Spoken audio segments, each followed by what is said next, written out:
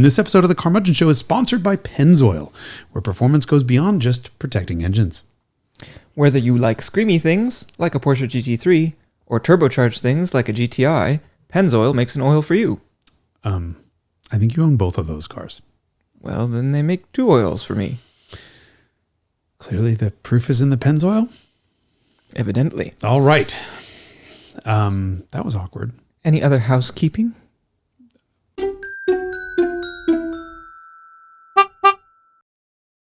Hyphen from ECME. Hyphenissimi. You should do that. I think we just started the episode. All right. Episode number 50 50. of the Carmudgeon Show. Part of the Hagerty Podcast Network? Come on. So clearly we're going to have to work on our ability to do... Introduce ourselves. Your name is Hyphen Yes. from ECME. Hyphenissimi, if you will. Yes. And I am... What's my name? Isn't that a song? Are you supposed to sing? No. So the previous intros, when we were Carmudgeonissimi, was me singing. And I think 47 of those episodes were enough. No one ever needs to hear me sing anymore. I am Jason Cammisa, and this is the Carmudgeon Show, otherwise known as Tua, sitting here bitching about everything. What is our subject of bitchery today? I'm not going to bitch. I'm going to celebrate. No, first I'll bitch. Well, Is it your birthday? no. What? Are you implying that I'm 50? You don't look a day over 70. Thank you. Not unlike these flowers. I had a nice emotional moment this past weekend. We were driving along at a definitely Legal speed, and I realized I found my people. I was in a group of people who used turn signals. Oh no, I am a pretty religious turn signal user. Yeah, like it's like every time you make a lane change, you signal. What a concept! The future is here. Yeah. So this was part of a rally that you put together. It was very legal. A rally lit. 4 cars. 4 cars. So this past weekend, we went out with 4 cars, and I did 624 miles of very spirited driving. This is the most Jason Cammisa ever conclusion. Why? Because you have an exact number of miles. Yeah, the problem was 3 more than it would have been if it was exactly 1,000 kilometers. But yeah, so I think this is something that we do twice a year. Mm-hmm. I'm going to clear my throat away from this mic. I'm still not used to this microphone. I know, this is all awkward. We're just sitting here like, oh, what is this doing in my face? I can get unnecessarily intimate. How romantic. No. So yeah, a couple times a year we get together. Derek somehow comes up with a map of really squiggly roads, and we get a bunch of friends and we get some hotel rooms, and we spend 2, 3, 4 days driving like reasonable human beings on very smooth, non-twisty back roads. Yep. Doing everything legal, not getting any enforcement stops, not running anyone off the road. I mean, if you think about it, we had 4 cars. We did 620 miles apiece. That's what, a total of 2,400 man miles or car miles traveled. 2,500? And only 1 ticket. And he deserved it. I mean, this is a friend of ours. No one ever really deserves a ticket, but that could have been a nasty one. He got off easy, yes. Yeah. There are definitely people who deserve tickets, but those are the ones who never get them, right? When you see let's see, what is it going to be? It's going to be a Charger going through traffic without turn signals at like 115 miles an hour, right?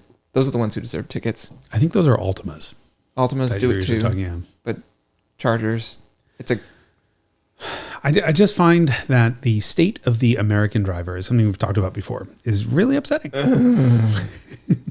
I mean, so we left, Friday morning, and I think it was 8 o'clock we got together, 8:30, whatever time it was. And then about an hour into the drive, I think it was the first time I said, I'm going home. I thought you were going to. I really thought about it, because at that point we were only 25 minutes away from home. And I thought, I've had an hour of driving and 100% frustration the entire time at people doing 30 something miles an hour in a 55 zone, or just not paying attention. The not paying attention is the bad part. The land of the free is such a wonderful concept. I like that deep sigh you just did. The land, it's such a wonderful idea to have people be able to do what they want when they want. But I think some people on the road take it a little bit too far, and they don't realize that their lack of awareness is hindering us from being free. And the biggest problem that I have is California's back roads have the dumbest passing policy of any. Is it a policy? It's a law. It's a configuration, right? It's part of the built environment. These people, whoever designed this is an asshole. Everywhere else I've ever lived, you have passing zones. And so what you're doing is saying, if you are somebody who wants to go more quickly, given any opportunity where there's not oncoming traffic and there's not a double yellow, you are allowed to pass that person. California doesn't do this. You do it some, but road engineers in California are very conservative about supplying passing zones. I mean, in 2,400 car miles of driving, in 600 miles, we probably saw 10 passing zones. I mean, they're very rare. So the onus is actually the other way around in California. It's put on the slower car. So the rule is it 4 or 5? I think it's 5. It's 5. It's 5. So if you are driving on a 2-lane road in California and there are 5 cars behind you, you are required by law to immediately, or as soon as it's practicable. Practically. How many syllables in that word? Practicable. Practical? Or is it practically able? Those are different solutions. Okay, so the way I would say that is as soon as you can, you pull over. That's even more syllables. Fucking doesn't count. It's just that's 2 syllables. Breathing. 0. As soon as you are able, you are required by law to pull over and allow other people to pass. And this is a dumb law for many reasons. The first one is, why do you have to collect 5 other people behind you? Right? That means you could conceivably be stuck behind a Subaru Outback for 6 hours before waiting for a 5th car to show up. Right, exactly. We need to do 5-car rallies and not 4-car rallies anymore. Well, I don't think we really cared about that law. So the second is, and we'll get to that in a second. The second problem with this is it's putting the onus on allowing passing on the slower driver, who is automatically probably a little bit more tentative and possibly has their head farther up their ass as well. Like, sorry, was that unnecessarily judgmental? No, I just thought, all right, so finally episode 50, the real Derek is coming out. Derek is a nice person until there's road rage involved. The phrase my dad would use is this unnecessarily graphic? Craniorectal inversion? No, but that's a great one. He'd say they wouldn't know their ass from a hole in the ground. They'd try and walk up to a hole and take a shit out of it. Wow. I knew the first half of that. I don't think I heard the second half of that. It might be a My Dad original. I'm not sure. Okay. Anyway, obliviousness. Oblivious. That's the thing is, if you're doing 20 under the speed limit, chances are you're oblivious. Yeah, and your resources are fully consumed by just keeping the car on the road, even if you are only going 19 miles an hour. Yeah. So what invariably winds up happening is, so over the course of this 624 miles, we probably bullied 40 people out of the way.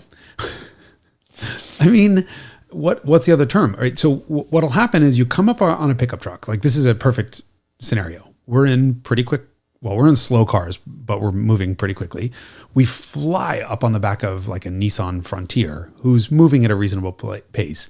He then picks up the pace immediately, doubles his speed, and it tries to show us how much of a man he really is in his Nissan pickup truck, makes 4 corners and realizes, oh, these motherfuckers mean business. I'm going potentially drop a wheel. Right, trying.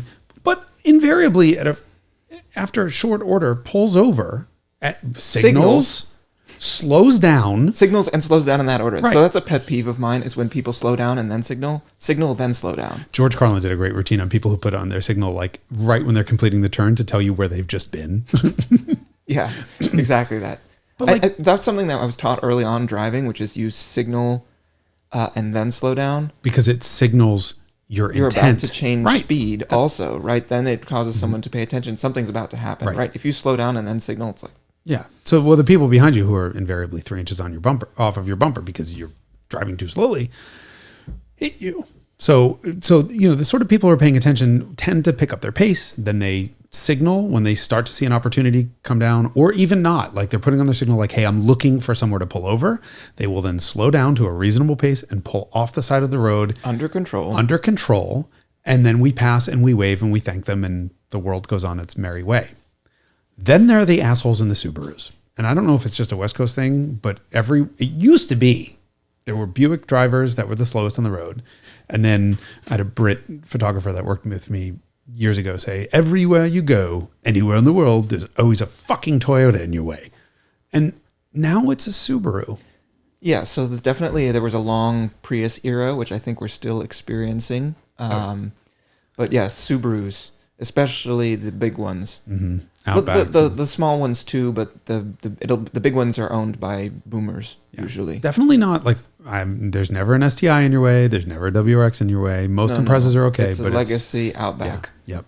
Or a Forester, and then a Crosstrek. Or what's the bigger one? The SUV. Ascent. It's more like a descent. But yeah, what I noticed is then there's so you have this sort of Nissan pickup truck dude. We probably saw 10 of them. Yeah, or like a Jeep XJ was a great example. That woman, textbook. It was amazing. So it was Highway 1, she was driving along in an old Jeep, and before we could even fly up on her ass, she was obviously looking for a place to pull over for us. Yes, good vehicular body language, right? Yeah. She was signaling intent. Yeah, she was hugging the right side of the road. That was interesting. So she immediately moved all the way to the right side of the lane as if to say, I know you're there and I'm looking.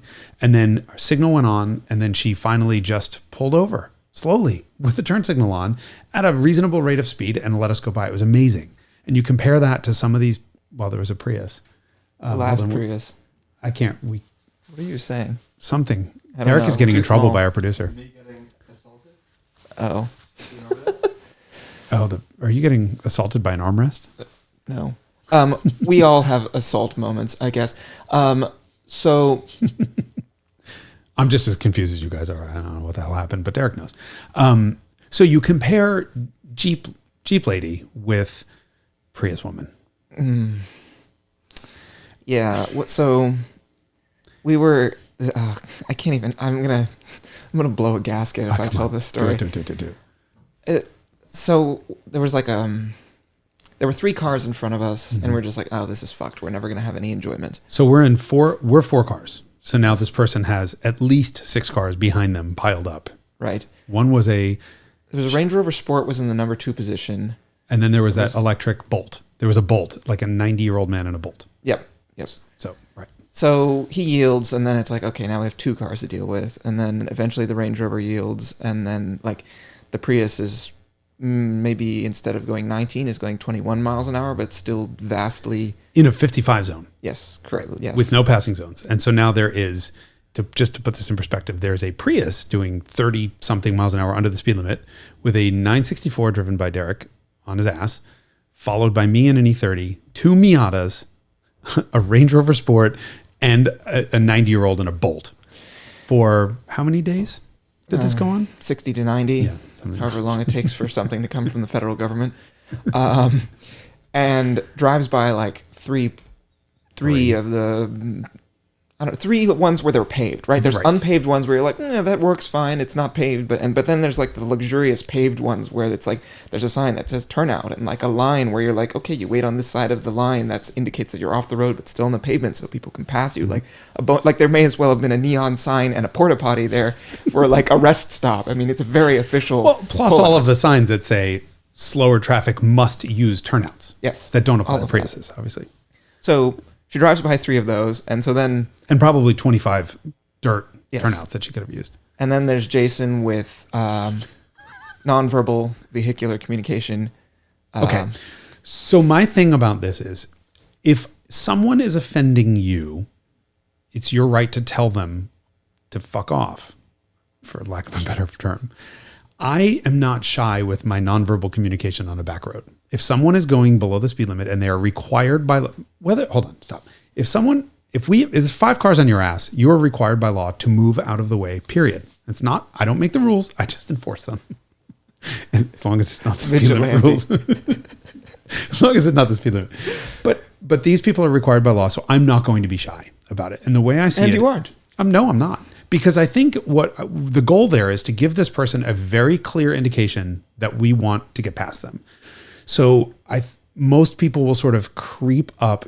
I think your default way of going, is to sort of creep up on them and, get fairly close and then back off. Mm-hmm. I approach it slightly different. Funny enough, actually, I noticed this behavior from you this past weekend. I do it sometimes. You pick up the pace. When there's a carrot in front, you go for it. So you pick up the pace, and then I want to get it done. I want to rip the Band-Aid off. Right, exactly. Get there because you don't want to miss a turnout opportunity that they could have used because you're too far back. Right. Exactly. So we do the same thing. We fly, but I fly right up on them. Make it very clear that I want to get past, and then back off. Right. So I've now said I would like to get past, but I'm still close enough to them that I don't want them to necessarily be uncomfortable, but I want it to be a very clear intent. Signal intent. Right. And so what would invariably happen is you would get fairly close, back off a little bit. And then if, God help them, they passed a turnout. Or three. But by the time the first one is done, I'm now pissed. I'm irate. They're breaking the law. They're being incredibly inconsiderate. And now they need to know that there's a crazy person 2 cars back. So you're there. You will occasionally flash. You will occasionally use acoustic accoutrement to help your case. The problem with my car also is that you can't really tell because it's only one single main headlight. You can't tell when it's flashing or not flashing. For that purpose, I would really like a car with 4 headlights. That's a really good point. Because you have those. Well, so I was in an E30, which has, separate high beams. The inner headlights are high beam only. And my strategy this past weekend was to duck over when there's not a double yellow. So when it's, you have free reign of the whole road, duck over halfway into the oncoming lane when it's safe and just flash, flash, flash, flash, flash. And so their indication is that, hold on, there's a car 2 cars back now that wants to pass. What I realize is more times than not, they don't even notice us back there. They're in their own little worlds doing 31 or 46 or whatever it is on reasonably slow speed. They're not looking. And so having a car 2 cars back visibly flashing makes them look up. You can watch them look up and then they start to search for someone to pull over. Plus the good cop, bad cop of it is that you're just sitting there nicely in your Porsche, politely waiting. And then there's a lunatic and a BMW behind, which is perfect. And then 2 Miatas behind them on our asses going, get these people out of the way. And I think it worked.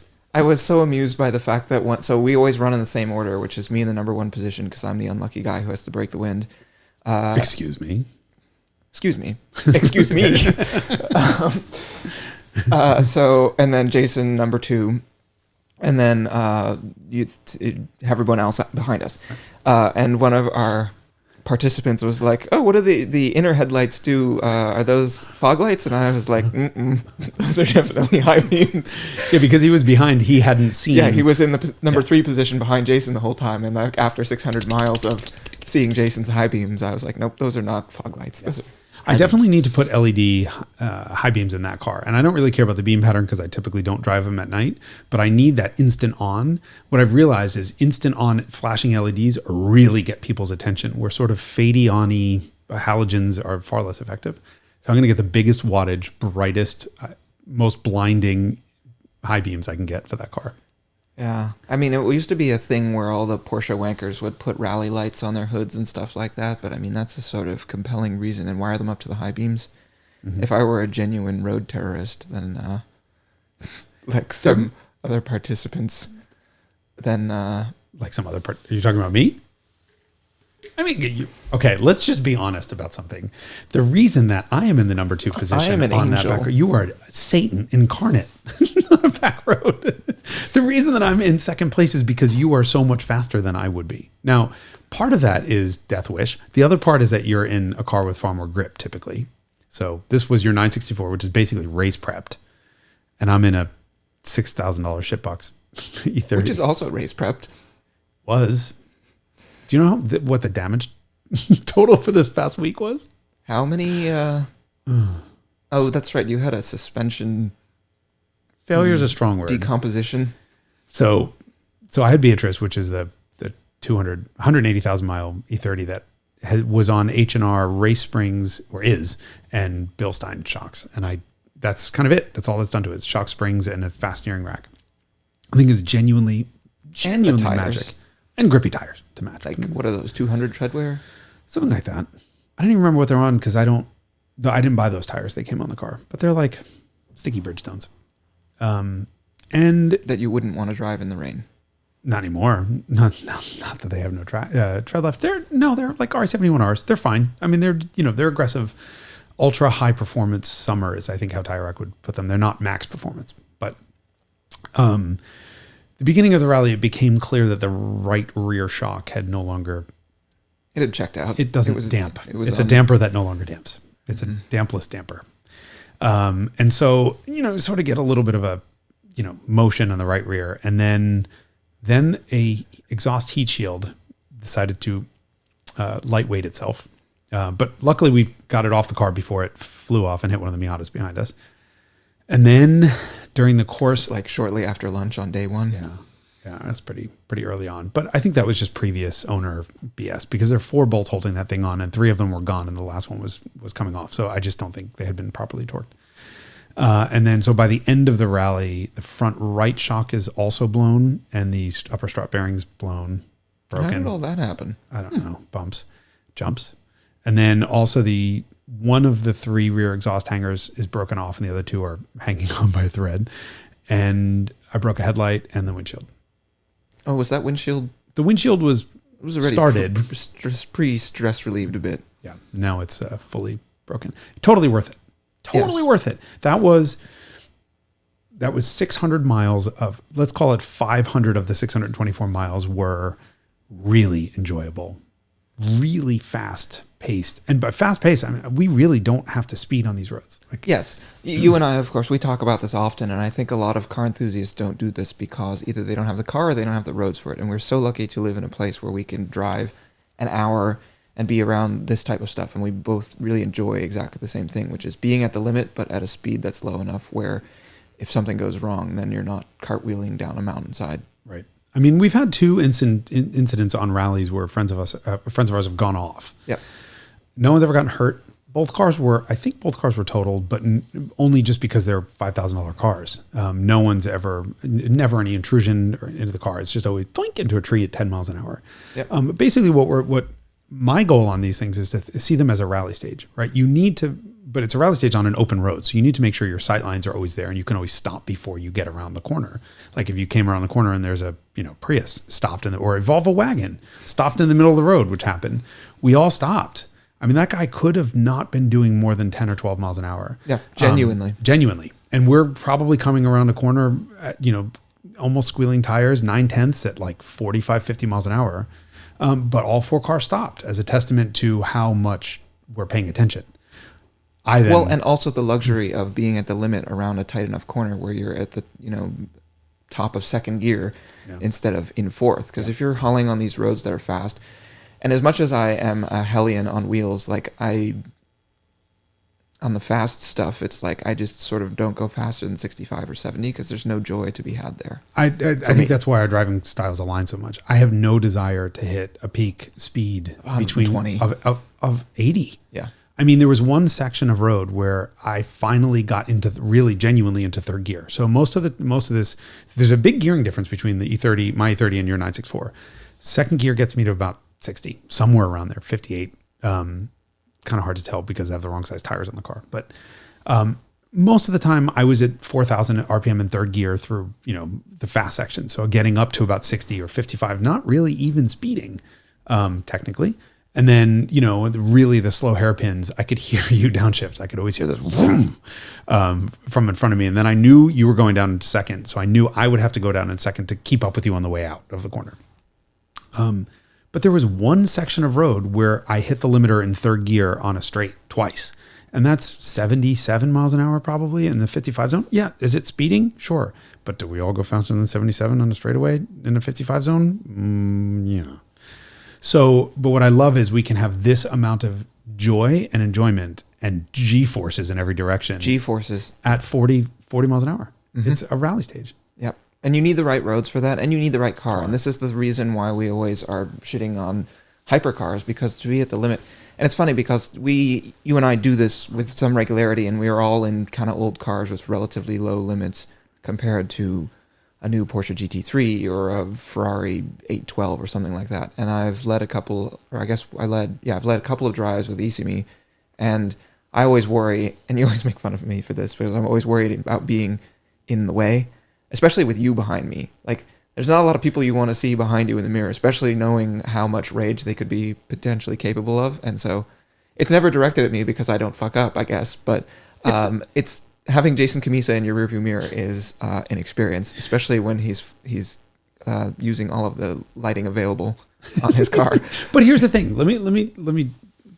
So, all right, finish your thing about ECME, and then I want to go back to what it's like having a lunatic tailgate you.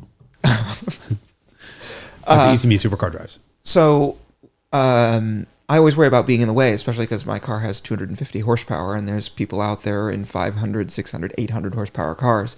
And on these types of roads, like I was very gratified to find that there was a new speedster who was obviously trying to close the gap and couldn't.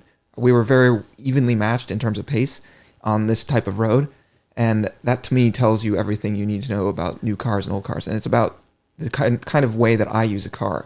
And so there's nothing valuable to be gotten out of a modern high performance car that I can't get out of my GTI or my 964, which I think are about the same speed on a back road. And, you know, oftentimes on some of the really gnarly stuff, these guys in supercars would be dragging splitters and stuff like that. And so it's like it adds stress and it adds expense, and you're not going any faster, and you're still, you know, about the same pace. So I find that typically your pace and my pace are much more to do with what we would do versus what the car could do. So we'll get up. I mean, I'll happily drive a car to its limit on a public road because I'm comfortable enough controlling it over the limit.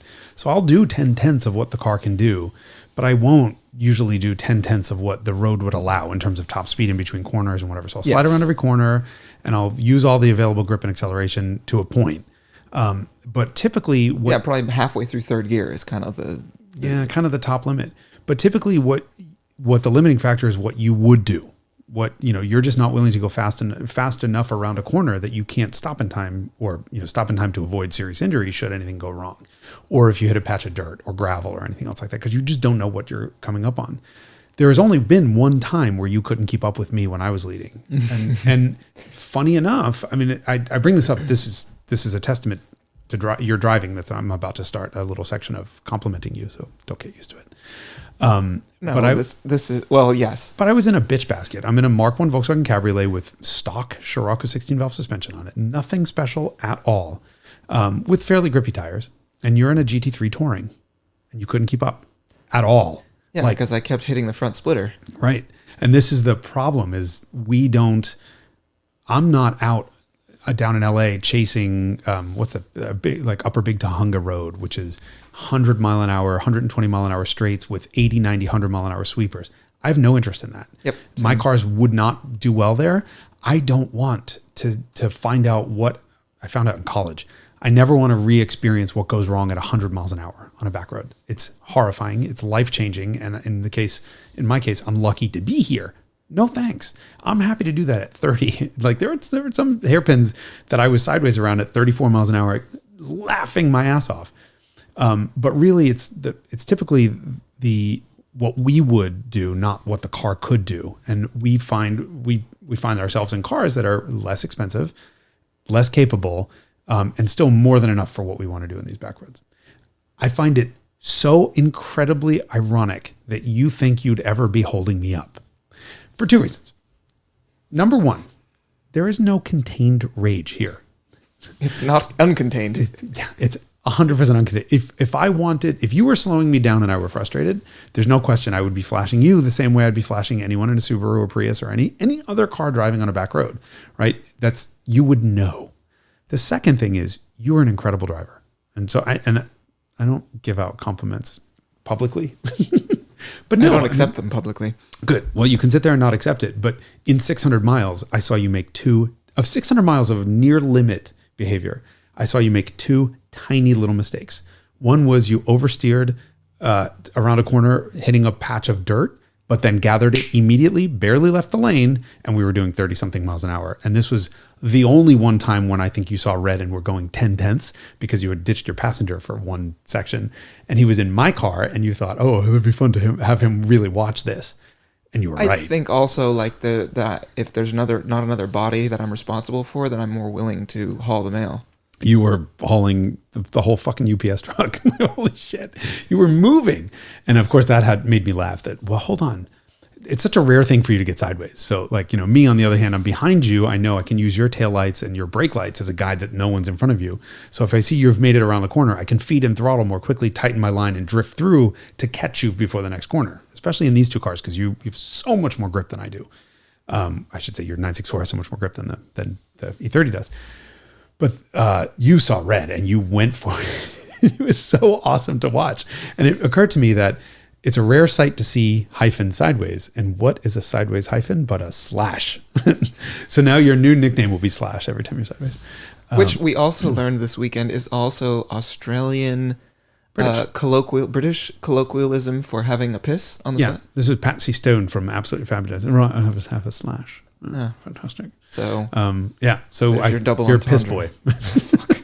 I just brought that on myself. You did. You just pissed on yourself. And so hold on, there were two things I was going to say. Oh, the other incident you had was a very surprise decreasing radius corner that did not appear to be decreasing radius until after it had already started to decrease. And you just understeered halfway into the oncoming lane. Of course, no double yellows. These are really narrow roads. And, one day, hopefully, there'll be the most we'll ever have is a close call, but there's usually no one around. We'll go sometimes an hour without seeing another car. Yep. And you did, but that's saying something for that amount of time at those speeds to not have moments. You really know what you're doing. That close to the limit. And I mean, I don't struggle actually. I don't struggle at all between that and being on track. I was going to bring that up. Have you done a lot of track driving? I mean, I had an SCCA competition license for a season when I was a teenager, and then like 1 or 2 track days a year, maybe car or motorcycle. We need to go and do a track day together. I'm really curious to see what you're like because you're so precise on the road. It's fun to watch you drive. Your driving style is very clean and neat until you can see around the corner. And it's fun to watch your Porsche turns, to quote Vicky Butler Henderson from Top Gear back in the day. She was like, it changes directions faster than a ball bearing in a pinball machine. And that's how you are on the 911. You sort of kind of cautiously head towards like on a right-hand bend, for example, you sort of cautiously tend towards the left side of your lane. And then once you can see the whole way around the corner, you jink left and then fling the fucking car to the right.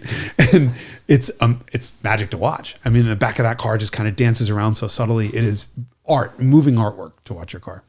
I love the way that car, I was in the city and I had a guy on a motorcyclist pull up to me and he yelled through over the noise of his bike and through my open window. He was like, the way that car changes directions is sensational to watch. And I was like, this is in the city of San Francisco, like driving around the city streets. What were you doing? I think you just tacitly admitted you were doing evil things. The corners are tight in this city, so the limit is not very many miles per hour. It's probably going 19 miles an hour. Yep. No, but the car does genuinely change directions in the most insane looking way. So I'll just see the back of the car and all of a sudden I'm like, wait a second, doink! And I then see the side and there's no transition between seeing the back and seeing the side. It just happens. That's why I love that car so. But I sort of got thinking. You had mentioned that were going to do a track day in that car, and then you looked into track day insurance from all things Hagerty, and it was of course a lot of money because your car is now worth a ton of money. I mean, that's the thing. I have to not think about how valuable it's become because to me it will always be a sort of $25,000 car, at least in my head. I'm certainly not thinking about that while I'm driving. And suddenly the car has become really valuable because the car market is insane right now because everybody else has figured out something that I have known for over a decade. Get off my lawn. Here first. Exactly. This is my elderly lawn. And so, yes, I got a quote for track day insurance for it because the Miata was on street tires and I didn't want to reconfigure it. And so I said, I'll just take the 960 for it. Wrong.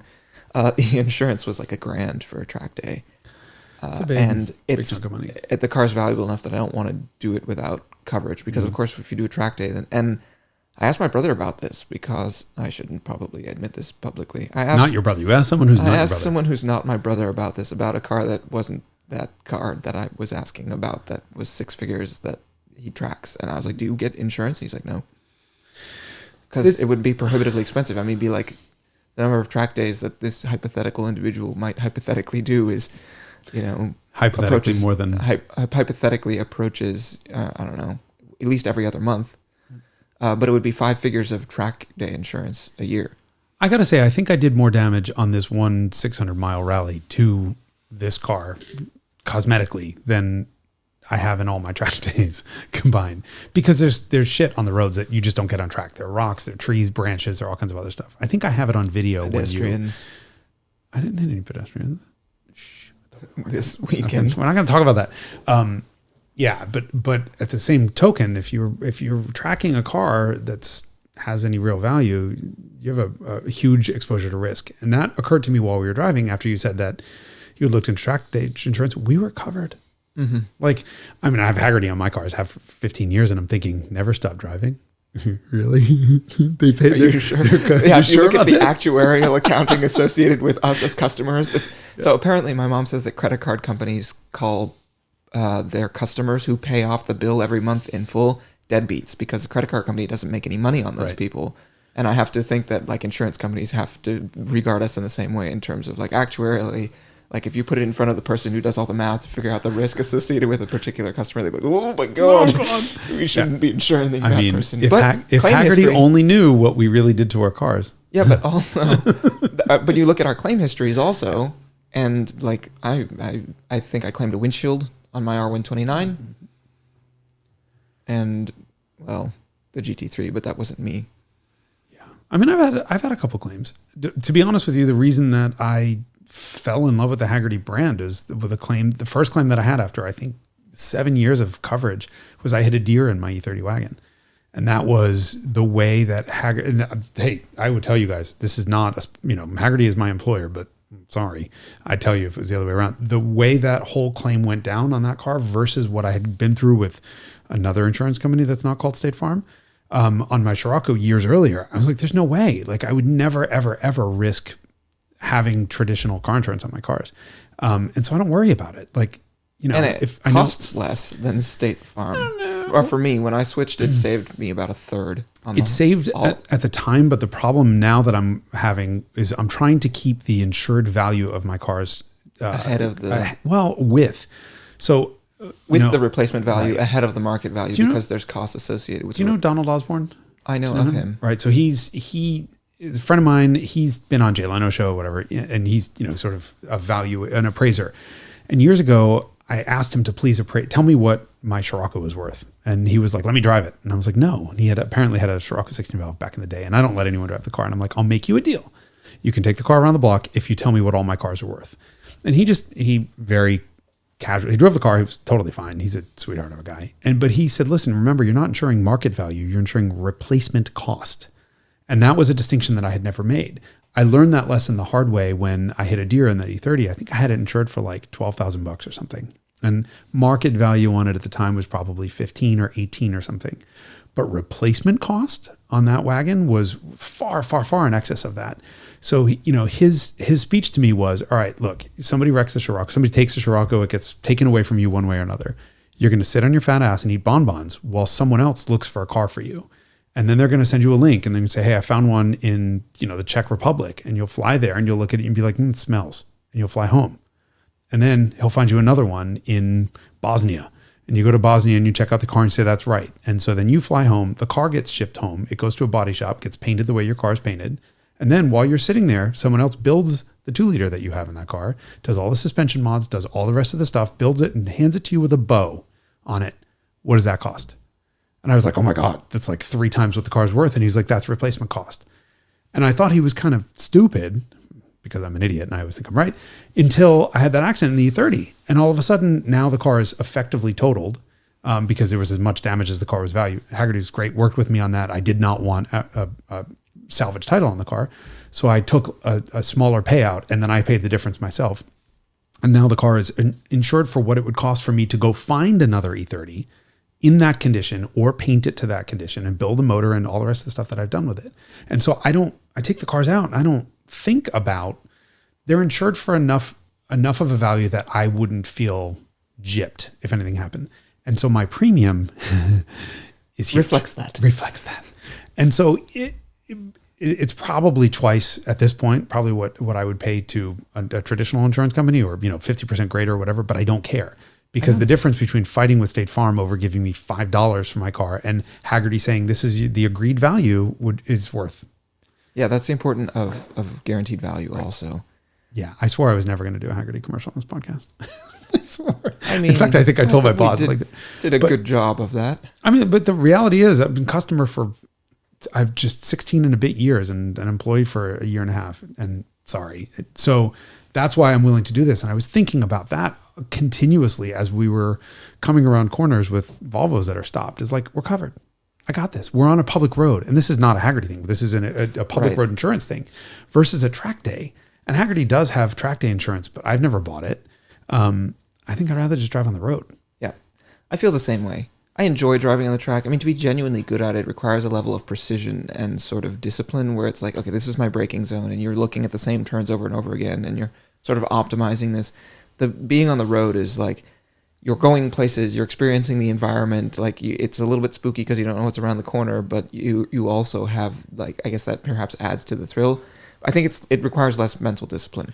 I think mental discipline of being a genuinely good on-track driver is substantial. I mean, when you watch like the guys in F1 where they're like, I left a 10th there or something like that. Like I'm not that kind of driver. I just don't have the expertise or the experience to do it. Me neither, but that's not, here's my thought on it. Track is repetitive, right? So driving on a track is a really important tool to becoming a better enthusiast. And we've talked about this before, because it allows you to repeat things over and over and over until you get it right, or until you stop getting better at the very least, right? And so I love that about track driving, because it teaches it teaches you how to manage that one corner over and over and over and over again. And I love chasing lap times. I love seeing how quickly I can get to my fastest lap time, and then finding out that I'm still 2 seconds slower than Randy Pobst, something like that. But it's repetition. And that's a good thing and a bad thing. What I love about what we do on these back roads is it's constantly changing. Every corner, we're there for the first time. We have no idea what's on the other side of that corner. Even if you've been on that road once before, maybe it's different now. Maybe there's a dog in the middle of the road, God forbid. Maybe there's a Volvo stopped.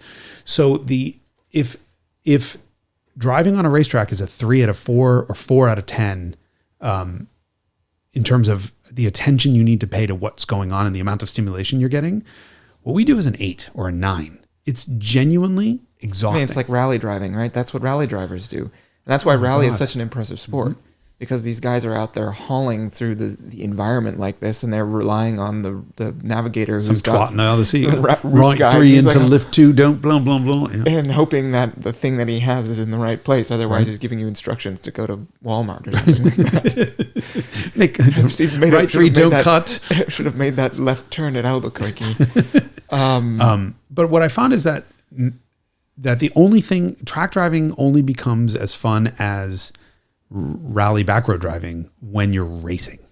When you're racing, you have all of the other moving roadblocks that are unpredictable. You don't know what the hell they're doing, especially in Lemons, because half the people on that track, half the cars aren't roadworthy, much less track-worthy.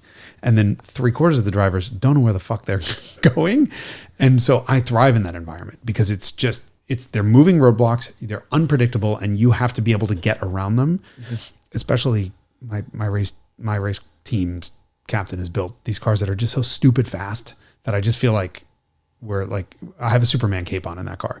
So I'm faster than everyone in a straight line. I can outbrake them and I can outcorner them. So it just becomes how do I plot this corner from entry to apex to exit while accounting for the bonehead moves that they're going to do, not hit anyone, and get through them so that I can pass the next 6 cars on that straight and in the next braking zone. And I love that. It's the most fun I've ever had in a car. And right below that, I mean, like in the same league is these backroad rallies we do. It's genuinely that exhausting. Yes. Takes a lot of mental bandwidth. And like you get in the day and you're like, I've been sitting all day and I'm exhausted. So the morning 2, we got up. We call each other rally wives. Jinsu, our friend Jinsu, and I would share a hotel room. He got up in the morning and he's like, "Oh God, I'm sore." I'm like, "What is you sore for?" And then I went to go move. I was like, "Oh my God, everything hurts." Like all of these strange muscles I didn't even know I had hurt. And the joke was that every night at 8:30, we were all like hanging out in one of the rooms and everyone's half asleep. And I'm like, guys, it's 8:30. Nobody's going to bed. No one's giving up this early. And we were all out cold for 8 to 9 hours every single night. And then I don't know what happened to you on Sunday when we got home, but Saturday night into Sunday morning, I slept 9 hours, dead to the world. Got in, we only drove 3.5 hours, I think it was, before Beatrice sort of made it known that she was done for the weekend. She was like, I'm going to drop the corner of the suspension off, maybe we call it.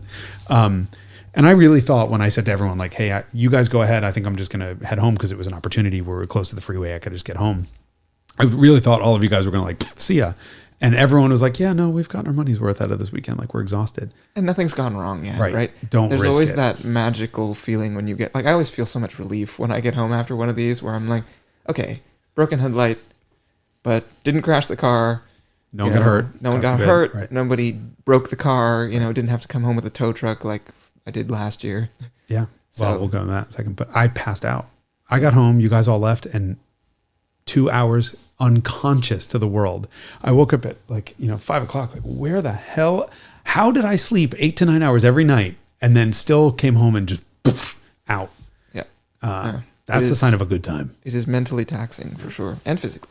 It was good. Poor and on us. And the car's doing all the work. I know. That's the crazy thing.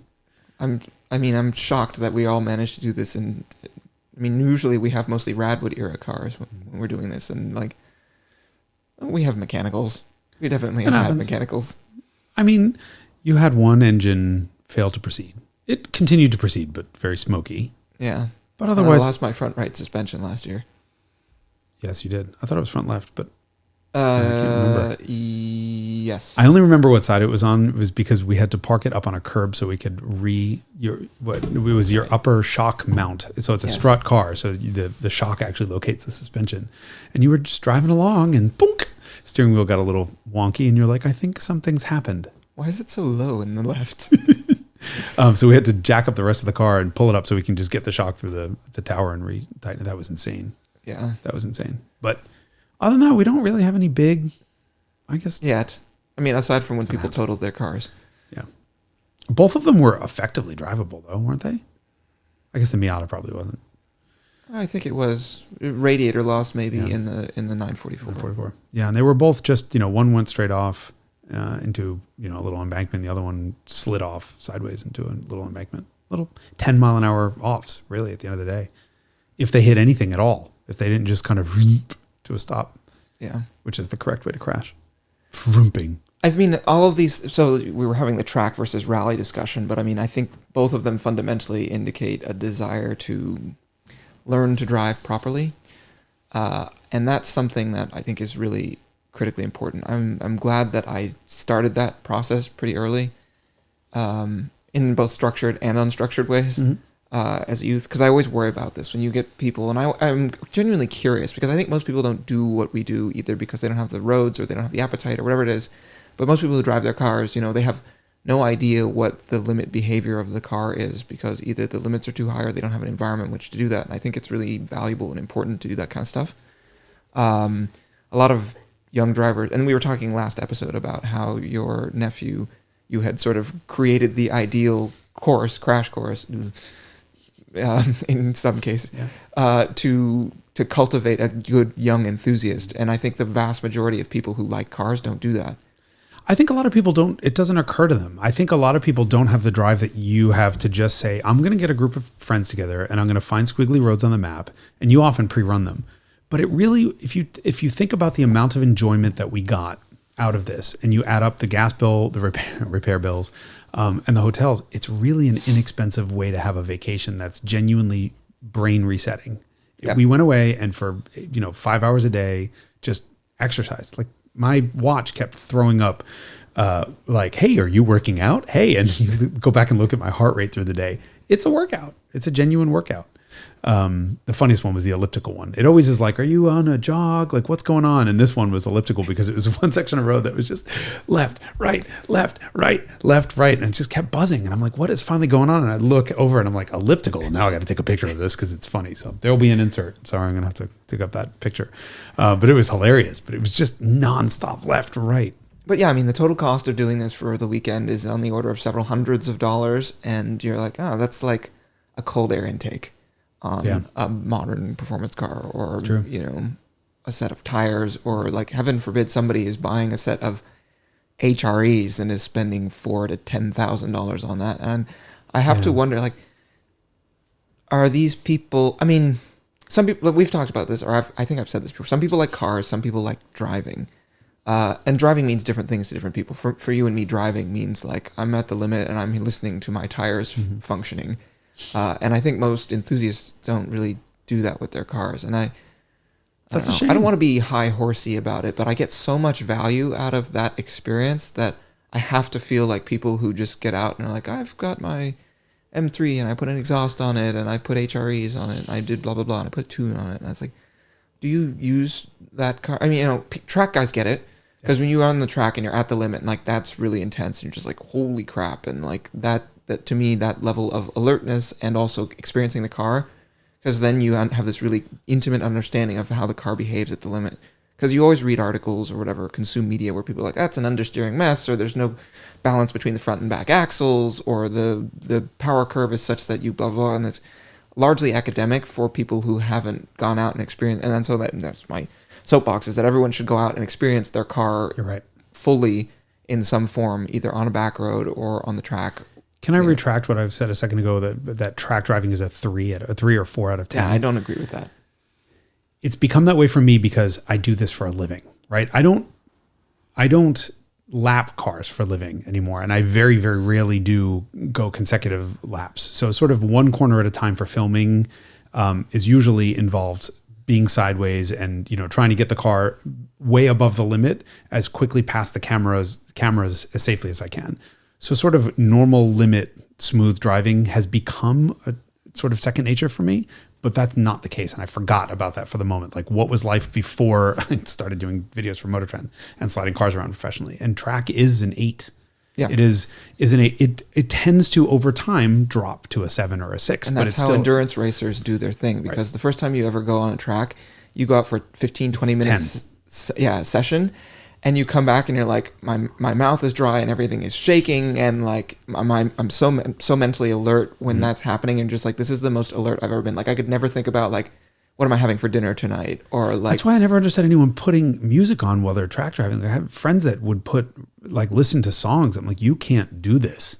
There's not enough, unless you have mental bandwidth left. Yeah, there shouldn't be. If there is, you're not really there, because you should be 100% of your concentration should be on what you're doing. And by the way, what you're hearing. Yeah. Because our sense of hearing, sense of sound, sense of whatever, our ears tell us a lot about what the car's doing dynamically.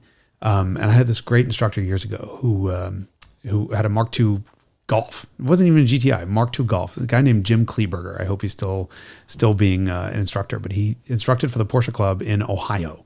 And he would beat all the Porsche guys around in his 8-valve Mark II Golf. And he would be like, hear that? Listen to what your tires are telling me. They're screaming at you. Slow down. And I'm like, but I want to go faster. You know, like what's in my head. And at beginning a student, you think, well, you got to go fast to go fast. Well, actually slow yourself down and your lap times will actually drop. And yes, he would be like, because you're overworking tires. And so you go right up to that point where the tires are like singing. Yeah. He always made me go for where my tires were singing a nice, happy little tune. He was very much like a Bob Ross type character, but he was like, listen for a happy singing. And he was right. I mean, you could drop like 2 seconds off a lap time just by listening to what the tires. So why would you have the stereo on? It's called overdriving the car. The same thing happens in airplanes. Over controlling. Your inputs are too big. It's ham-fisted, and you end up putting the apparatus, whether it's a plane or a car, in the wrong place because you have commanded too much, because you're sort of ham-fisted and you're not calibrated for the smoothness and the magnitude of inputs you need to get the maximum out of the car. Every driver's different. I mean, if you read articles about various racing drivers, you're like, yeah, that guy comes back and he hands you a shift lever when he gets out of the car, whereas this guy is like, you could get through the entire race on one set of tires. Right. And so like everybody has a different approach to going fast. I think really good endurance racers are very sympathetic, and it's very sort of like in tune with the car. The goal is always to use as little steering input as you possibly can to get through that corner, because it's like motorcycles are the same way. You always see these guys dragging knee, but the goal that they tell you is to have the bike as close to upright as possible. And so really? Yes. I don't understand motorcycle physics. It has to do with tire contact patch. You don't want the bike leaned over. And so if you are dragging knee, that means you are like really at the limit of what the bike can do. But the goal is to hang off the bike and have the bike be as upright as possible. It's the same thing. It's an analog to what you were just saying about giving the smallest inputs you possibly can to get the car to do what you needed to do. To do what you needed to do. Exactly. But yeah, I think that every person who's into cars should focus on the driver mod, as they call it, instead of throwing money at aftermarket stuff. I mean, you do want to maintain the car. I would say maintenance one, driver setup tire, two, maintenance and tires. Yes, right. That's I put as part of maintenance. Fair enough. And then start doing mods after. But yeah, it depends on whether you're a driver or just a car enthusiast or both. I wouldn't say just a car enthusiast. I think that was a little high horsey. No, you're right. You're right. No, but I totally agree with you. I mean, it's a different. It depends on the car too. I mean, there's a fundamental assumption that this is a car that is meant to be driven. I mean, you own like a Mercedes 500e, and it's not going to be that type of car. But at least you should go track it. I made fun of you about high horsey because I feel the same way. I would have said it exactly the same way, or just a car enthusiast, right? You can be just a car enthusiast, and that's a wonderful thing. I celebrate that. But there are extra bonus levels that you can do, and having the experience of driving on track. And not honing that skill. Not every car needs to do that. I mean, if you're buying a Range Rover Classic, or you're buying a Bentley Turbo R, or any variety of interesting things that are not really good at the limit, you buy them for other reasons. Right. And like, I fully admit to being one of those. I mean, some people, I think you are less like that actually than I am. Like, everything that you have, if you can't haul ass in it on a back road, then you're kind of not interested in it. Oh God, am I that predictable? I think that's your brand. Whereas I've had weird stuff like the Daimler 66 and like Land Rover Defenders and stuff like that, where it's like, it's more about the object itself or the experience that it provides, but in a different way. It's very good at wafting, or like, I feel like I'm driving a shed, or, whatever the experience that it offers that's not backroads forward. But I think I need to buy that Suzuki Sidekick tin top that I really want. Because that would be the you only would like thing. to drive a shed? Well, I would like to drive a shed. I would like to not be predictable on the point where I think you just caught me that all my cars are, I drive for I tend to think I choose my cars because of the engines, but I think it's engines plus dynamics. Yeah. It's the experience overall, a certain type of experience. Yeah. Although Ferrari is the one, ironically, the Ferrari is the one that offers the least dynamic experience. Gratification at the limit. Except that at 3/10 driving around following Subarus, it's a riot. Yeah. So interesting. Well, I think that in some, everyone needs to do the driver mod. Do the driver mod and do a Derek Tam-Scott style Hyphen Rally. Yeah, find the roads. I mean, this is why people are always like, would you ever live blah, blah, blah place? And I'm like, I can't go haul ass 365 days a year if I wanted to. Like, that's what I love about being in the San Francisco area, is that there's great roads, there's great terrain, and that the weather's... Don't tell them. I mean, people already...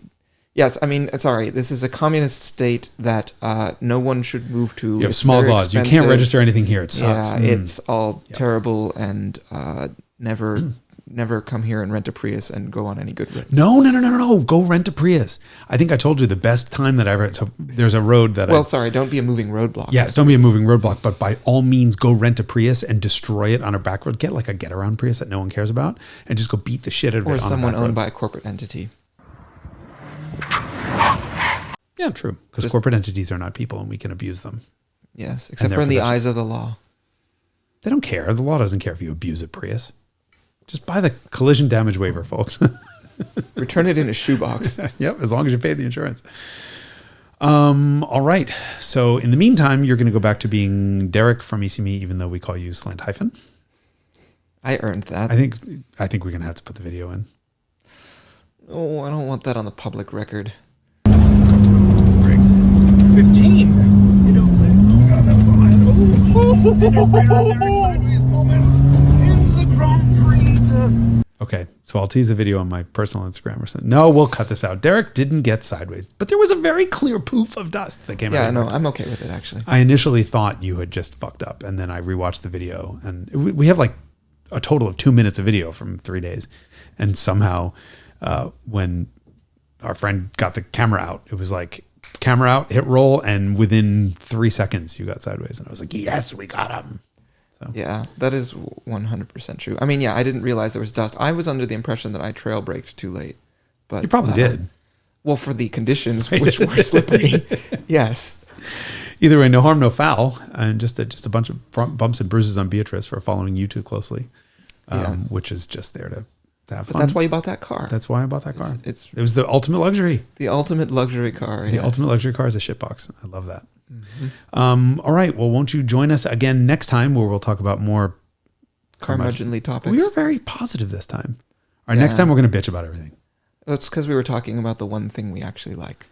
No, we bitched about slow drivers. Oh, we're good. Thank God. We did it. Yep. Oh, we did it. Thank God. What a relief. All right. Until next time. Signal when you pull off. God damn it.